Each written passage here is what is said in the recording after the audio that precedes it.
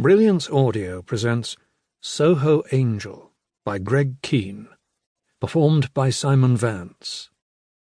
O.C. Trace and Find was often approached to find a missing family member.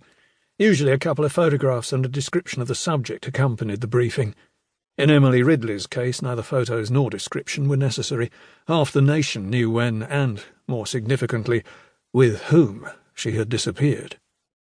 Emily's mother was sitting on one of the office sofas. On its opposite number were perched O'Deary and myself. The proprietor of O.C. Trace and Find had discarded the tracksuit he habitually wore for a double-breasted grey suit. The wall clock read 8:15. I had a hell of a headache, made unusual by the fact that alcohol hadn't passed my lips in 6 days. I sipped a lukewarm Nescafe and focused on the conversation. "What exactly were you hoping for as a result of the investigation, Mrs. Ridley?" O'Deary asked.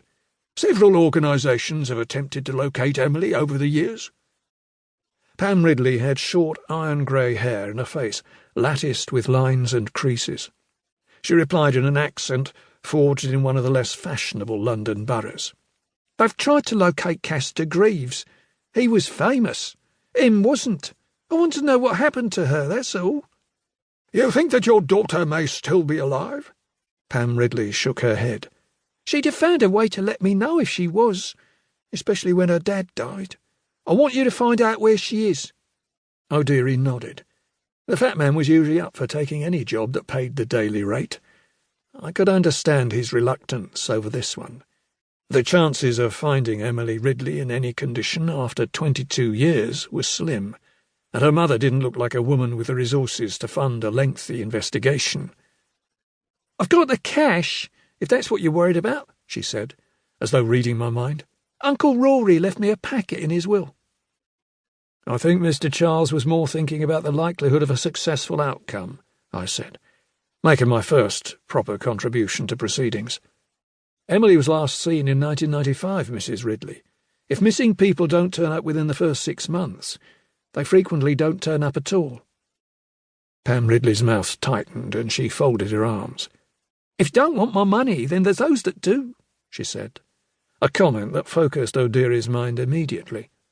"We're not saying that we don't want to help, Mrs. Ridley," he said, giving me a sideways look.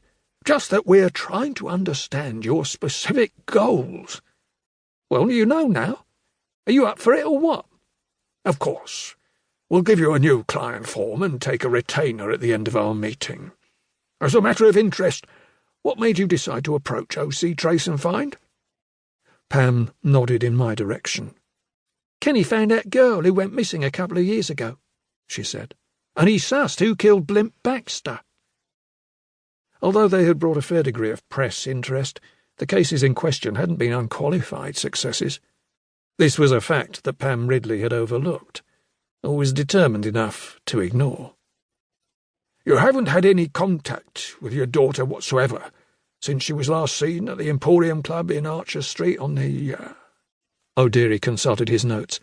"On the night of 19th July 1995? "Nope, nothing at all." "What about the alleged sightings of Castor and Emily?" "They're bogus." "There have been several photographs.